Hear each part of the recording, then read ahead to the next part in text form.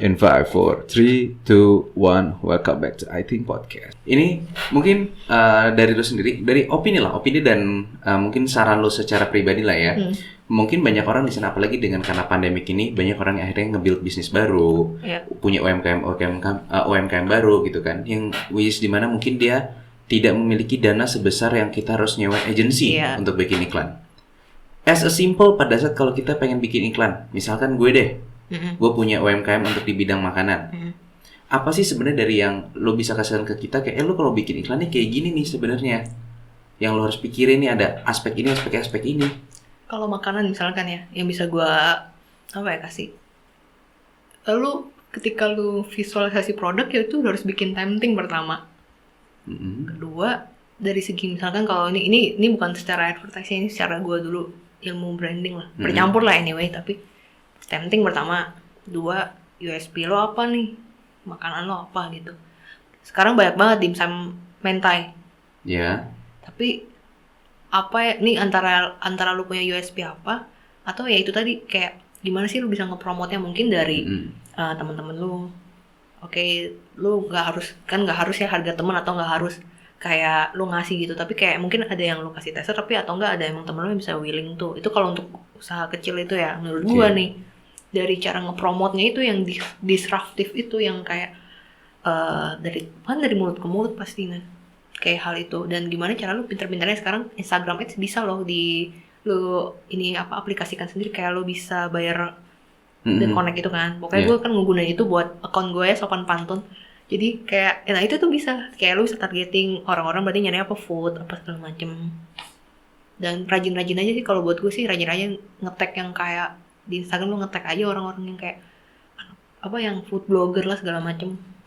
Oh, itu juga salah satu hal yang penting ya? Itu salah satu hal yang berpengaruh sih. Maksudnya kalau untuk di yang kecil ya, kalau yang kayak startup kayak maksudnya kan banyak banget yang sekarang juga ya, tadi balik kayak, makanya kenapa gue tanya itu, banyak orang yang sekarang tiba-tiba mendadak pasang hashtag penting loh. Temen gue ada nih, jujur aja cerita doang ya, temen gue lagi kalau nggak salah dia pengen apa ya, salmon mentai, tapi kayak nggak tahu apa gitu. Dia search salmon mentai, yang keluar di top atas yang apa, terus dia lihat, dia beli. Lo nggak nyangka kan dari hashtag salmon mentai tiba-tiba lo orang jadi pembeli. Kayak ada gue kayak, iya gue beli salmon mentai, oh yang ini yang terkenal.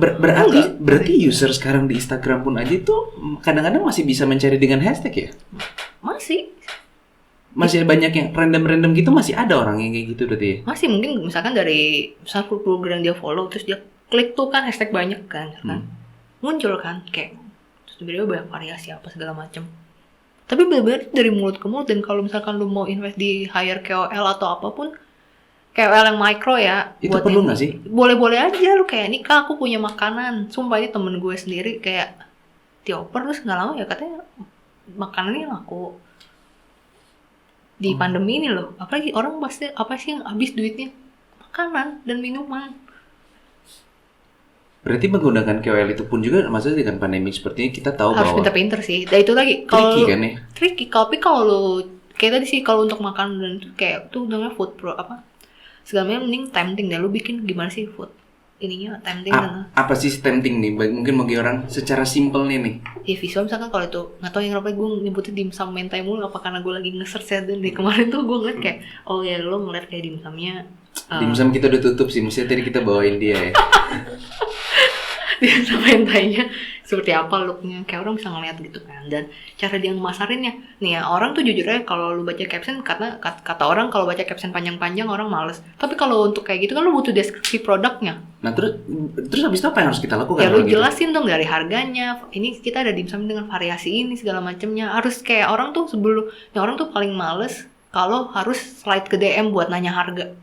Mending lu langsung taruh di awal, kayak lu dikasih caption sedetail, lumayan detail, tapi cukup kayak menggiurkan lah, atau apa, nggak usah yang jual-jual yang kayak dimsum kita ini dari apa, itu bullshit. Lu pasti kayak jujur aja. Ibarat kata berarti sekarang yang behavior orang yang ada sekarang saat ini, lu daripada lu nutupin harga lu dengan harapan bahwa bikin penasaran dan mereka DM, mereka nanya, itu udah strategik lu ya. Itu gue selalu blacklist sekarang. Gue harus nanya gue harus nanya di DM buat makanan gitu. Semenarik apapun itu, jadi kemauan orang pun juga, karena mereka ada di naik 2 kali dari situ ya. Dia lihat, dia tanya, nunggu lagi. Iya, keburu nggak jadi BM, gue keburu BM yang lain.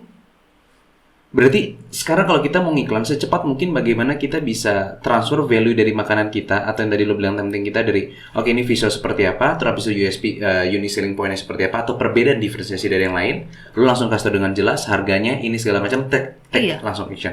Iya, kayak gitu. Nggak perlu lagi berarti bikin yang kayak fotonya cantik banget, Gak terus usah habis sampai itu- yang secantik gimana nih, pokoknya yang is a good look, jangan yang lo ngasal doang lo upload gitu. Ya kadang juga orang males gitu sebenarnya ngeliatnya gitu atau apa. Kalau gua ya, gua nggak tahu sih yang lain kalau yang BM banget gitu. Tapi kadang itu juga lucu. Ketika lo ngeliat yang itu, misalkan lo ngeliat di orang-orang nih kayak temen lo makan ini makan itu, tiba-tiba lo jadi kepikiran gue pengen makan, gue pengen dessert box juga. Padahal misalnya dia dessert boxnya yang terkenal lah apa tuh, yang kayak nama band tuh dessert boxnya. Tahu kan? Gue awalnya kira itu ini lagu ya, ini Nana by ini kan, ini dessert box ini dessert box ternyata. Gue kira lagu awalnya itu. Nah yang kayak gitu tuh kayak gue jadi pengen dessert box nih. Nah dia bisa tuh dari situ punya apa behavior, dia nyari langsung dessert box kayak. Berarti bisa dibilang juga ya, maksudnya gini, testimoni atau Itu orang ngaruh. yang ngetek itu ngaruh banget. Itu ngaruh. Misalkan kayak nggak yang ini ya influencer, aduh kak jujur banget ini enak banget itu Yang sampai, itu aduh, mau meninggal nih, gitu. itu enggak. Tapi kalau ada beberapa, bahkan di Twitter tuh ada loh, gue suka bookmark thread orang yang beli makanan di GoFood atau apapun atau secara online, dan dia nge-review dengan kayak ya misalkan ya ini enak, Honest dengan- review lah. ya honest review banget, nggak yang jujur banget ke mending itu bayaran dong, mendingan yang kayak yang honest review itu seru itu kalau udah di audience gitu. Itu lebih impactful ya. Lebih impactful dan itu bener-bener langsung banyak yang order kayak gitu. Bahkan nih gue jujur aja, gue temen gue lagi di pandemi ini dia bisnis dimsum, tapi dimsum yang kayak lo kalau di Yamcha itu lah, kayak lo makan dimsum ini. Nah itu gue awalnya nggak tertarik tuh karena anyway it's dimsum gitu, gue udah kayak itu maksud gue udah overrated dan gue bosan gitu dengernya. Tapi pas gue liat di Instagramnya cukup menarik karena apa, fotonya pertama menarik tuh kayak jadi bikin BM gitu sebenarnya, kayak oke, ini padahal fotonya simple gitu doang, foto dari atas hakau gitu, di foto dari atas udah gitu doang, tapi kayak ya ini ada satu hal yang gue familiar gitu, dan dia penjelasan cuma ini hakau udang isi gini, ini harganya segini-gini gitu. Terus nggak lama dia juga pasti dia teman-temannya dia sebagai teman gue nih nge-DM gue, nge-DM personal, dia berusaha aktif gitu partisipatif, aktif banget dah pokoknya, dia nge-DM teman-temannya. Pokoknya akhirnya ada yang beli. Nah gue akhirnya baru banget beli gara-gara gue habis ngeliat berapa banyak teman-teman gue yang nge-review bilang itu enak. Itu makanya kalau kita track ke belakang yang tadi lo bilang ya, pada saat penggunaan kayak BA, influencer atau apapun itu, bukan berarti seberapa mahal atau seberapa banyak followernya. Iya. Tapi pakai yang bahkan mungkin kadang-kadang cuma temen lo yang follow mungkin cuma 1.000, 2.000, 3.000, tapi kalau kita sporadis, orang juga akan Itu impactful. ngaruh. Iya makanya itu ngaruh banget buat gue, kayak wow, gue sumpah itu dari awal dia bikin gue DM, gue kayak ya nanti kalau aku berminat aku pesen.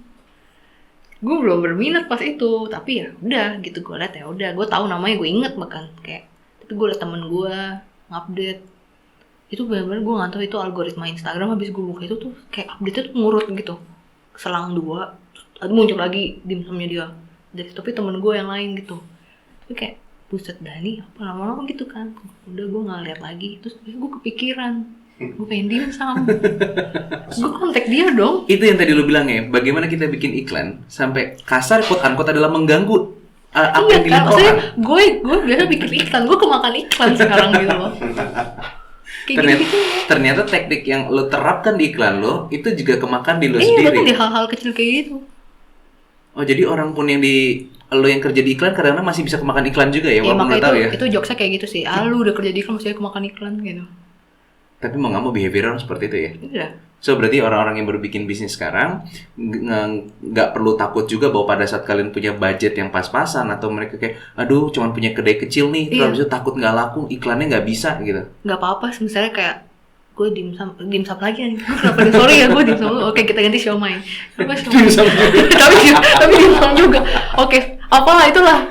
Kata itu banyak banget kan Mie ayam ya. Mie ayam dah. Mie ayam. Oke, mie ayam. Gue dimsum. Oke. Nggak mungkin lo nggak punya terlalu USP gimana gitu, tapi hanya kayak Lo lihat aja dulu nih di Roxy, toko HP banyak banget. Iya. Apa yang bikin lo tertarik ke ini dan ke itu? Pasti nggak tahu kan, karena tapi lo nggak usah takut lo akan merugi. Mendingan lo tuh kayak apa ya, agak susah ketika lo mau jadi ikan salmon. Kayak lo harus benar ngelawan arah buat ngelawan ini. Mendingan lo kayak udah, kalau gue ya mendingan gue ya udah ngikutin aja. Tapi gimana, itu kan bisa ngebawa lu kan semuanya. Kasarnya adalah lu tetap ngikutin flow yang ada. Iya, cepat tahu lu dipancing kan, maksudnya gitu. Oh iya. Itu sih. Lu lihat pasar sekarang keadaannya seperti apa, lu lihat mereka lagi tertariknya apa, lu ikutin flow-nya dulu. Nggak apa-apa selling point-nya beda sedikit. Iya. Tidak apa-apa.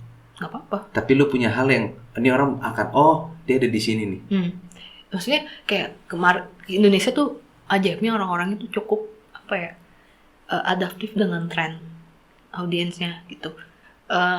Sempet kayaknya lu bikin kopi apa sih tuh? Dalgona. Oh iya. Yang lo ngocok sampai mau meninggal. Kalau lu nggak punya mixer. Iya. Jujur itu apa ya, itu fase itu lama kan. Lu tiap hari ngeliat Instagram temen semua kan. Dari akhir itu kopi dalgona sampai ada keluar kue dalgona, cookie, apa yang penting dalgona aja semua keluar. Iya kan? Yeah. Kayak gitu. Orang itu cukup ngeganggu kan. Hingga akhirnya kalau udah ngeganggu orang penasaran dong. Again gue kemakan iklan. That's right. Makanya lu beda dikit nggak masalah ya? Makanya beda dikit nggak apa-apa, nggak masalah. Ya udah akhirnya gue bikin ujung-ujungnya. Terus gue nyobain, mendingan gue langsung pakai kopi saset gue seduh, nggak usah gue capek-capek gitu. Gue kalau ngomong ini, gue inget tren mungkin Panji Pragiwaksono kalau salah pernah bilangnya, sedikit berbeda lebih baik dibanding sedikit lebih baik daripada yang lain. Oh ya, gue pernah dengar itu. Iya kan? Iya. Akhirnya gue juga ternyata itu ya berlaku sebenarnya di iklan pada saat kita mau sekarang kayak orang lagi bingung kayak, aduh banyak banget yang jual dimsum, aduh kalau nggak banyak banget yang sekarang apa nasi mentai banyak banget seperti itu. Tapi itu juga moto itu secara langsung gue pakai di hidup gue, sedikit berbeda lebih baik kan. Daripada sedikit lebih baik daripada yang. Iya kan. Lah maksud gue cukup sedikit berbeda, gue tidak ada background segala macamnya. Itu yang gue jadi, itu sumpah itu berapa tahun untuk gue taruh di CV tuh gue bangga banget gue nulis ke auditor. Biar orang nanya dulu, biar penasaran dulu. Hei kamu anak gila mau ngelamar di advertising gitu. Kayak orang karena lu sedikit lebih berbeda dari orang lain di sini. Itu yang gue, sumpah itu di CV gue. Sebelum maksudnya kalau CV kan maksudnya biar bagus kan ada jenjang karir di mana gitu. Sebelum gue sampai di kantor gue sekarang, alhamdulillah misalkan kalau gue nanti lempar CV lagi tuh orang bisa ngeliat gitu. Itu tuh gue gunakan fakultas ekonominya, fontnya gue gedein tuh, tapi tetap harus estetik kan. Akuntansi, gue tulis piagam gue di akuntansi, gue tulis. Terus ada piagam yang lomba menulisnya gue masukin. Terus magang pun sampai ya jadi auditor atau penjabat, gue tulis pekerjaan pertama gue itu. Karena itu tadi bilangnya. Iya. So jadi orang nggak perlu takut bahwa pada saat lo tidak perlu berlomba menjadi orang yang paling baik, tapi mencoba menjadi berbeda sedikit daripada orang itu akan jauh lebih bermanfaat daripada lo berusaha terus menjadi lebih baik. Betul, itu sih menurut gua. Oke, sip. Thank you banget Fer, bagi-baginya. Gue belajar banyak banget sama lo. Bagus deh. Tapi kalau misalkan ada teman-teman lo yang orang dasar anak ini sotoy sekali atau apa-apa, terlalu tahu tidak tahu apa-apa, maaf ya gitu. Tapi thank you, gue belajar banyak banget di sini. Semoga juga bermanfaat. Gak cuma orang belajar advertising yang ya semua itu tadi gue tutup bahwa yang ya mending kita belajar untuk mencoba menjadi sedikit lebih beda daripada sedikit kita mati-matian terus. Jangan takut sih sebenarnya. Gak pernah takut di sini. Gak usah takut gitu. Karena lo gak bakal tahu sih. Anjay, where's life gonna take you? Karena gue jujur nih sebagai orang yang gue dulu pas gue masih kuliah, gue cuma ngomong, gue inget banget itu adalah kata-kata yang gue tidak bisa lupakan ke teman gue. Pas itu teman gue tuh kayak dapet volunteer di salah satu ajang event advertising gitu lah, yang awarding night segala macam. Terus dia bilang kayak gue panggilnya Ciu kan. Ciu, nama gue Vera Ciu. Jadi Ciu kayak lu cocok deh kerja di advertising. Kayak gue ngeliat orang-orang itu kayak lu gitu, kreatif gitu segala macam. Teman-teman gue taunya sebatas surface gue itu. Terus gue bilang, gue iyain. Iya sih, gue pengen di kantor, ada satu kantor advertising yang dulu punya perosotan di Central Senayan. Terus gue bilang, tapi gue nggak tahu tuh pas gue ngomong itu, gue mikir, gue nggak tahu gimana gue bisa sampai ke poin itu. Karena menurut gue itu adalah satu kantor global, kantor multinasional.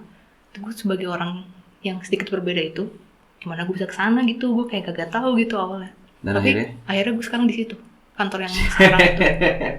Jadi itu kayak gue pernah ngomong itu. Oke, sip. Sekali lagi orang nggak perlu takut dan untuk mencapai cita-citanya, dan lu jangan mati-mati berusaha untuk lebih baik. Nggak ada masalah untuk lu berusaha untuk lebih baik. Mau lebih baik bagus nggak apa-apa. Itu baik, tapi kalau emang lu nggak mampu di situ, mencoba lebih berbeda sedikit daripada orang lain. Sedikit gila. Sedikit gila orang lain. Sip. Thank you Fer udah datang. Next time mungkin kita bisa ngobrol lagi. Banyak banget mungkin kita bisa belajar lagi dari. Jangan ngobrol dimsum deh.